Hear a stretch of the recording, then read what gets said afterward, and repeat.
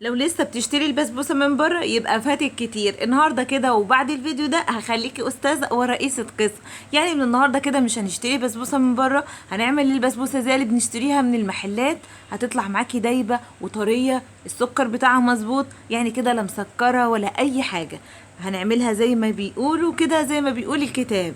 يلا بينا كده ندخل في الفيديو، بس قبل ما ابدا في الفيديو ما تنسونيش في لايكات كتير وكومنتات اكتر. واول حاجه معايا في المقادير كيس ونص من اكياس البسبوسه، عليهم علبتين من الزبادي. واهم حاجه يا جماعه الزبادي ما يبقاش ساقع. هضيف كده حوالي 3 معالق من السمنه او الزبده زي ما انت عايزه. كوبايه من اللبن كده، انا خليت حبه كده وفي الاخر ضفتهم. يعني استخدمنا كوبايه من اللبن، ربع معلقه كده من الكيك شيف. انا بحب البسبوسه تبقى مرتفعه شويه فعلشان كده بضيف.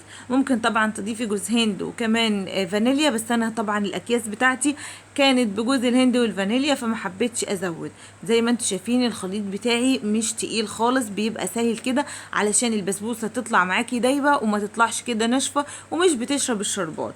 طبعا كده مولعه الفرن وسخنه جدا، ولما هبدا ادخل الصينيه هخلي الفرن على درجه حراره 200. بعد ما بطنت الصينيه بالزبده هبدا كده انزل بالخليط بتاعي اللي انا عملته. شايفين؟ اهم حاجه يا جماعه البسبوسه معانا تبقى كده طريه وما تبقاش ناشفه، لان لو كل ما البسبوسه كانت طريه كل ما بتطلع معاكي مرمله ودايبه. هبدا كده افرد الخليط معايا في الصينيه وابدا كده اخبطها خبطتين علشان كل المقدار يبقى متساوي معايا زي ما انتوا شايفين. وانا واحده من الناس اللي ماشيه بمبدا ان البسبوسه بتبقى سخنه والشربات برضو بيبقى سخن.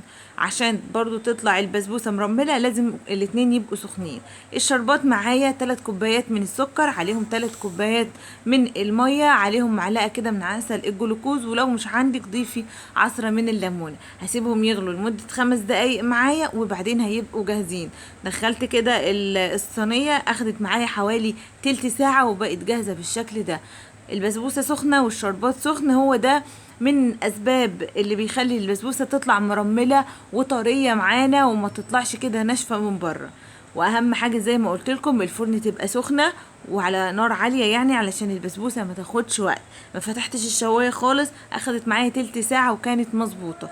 طالعه معايا الاول ناشفه، اول ما بدات تشرب الشربات بقت طريه.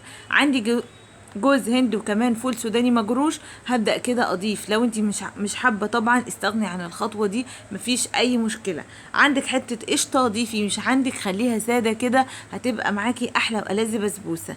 يا ريت كده لو انتوا عجبتكم الوصفه ما تنسونيش في لايكات كتير وكومنتات اكتر.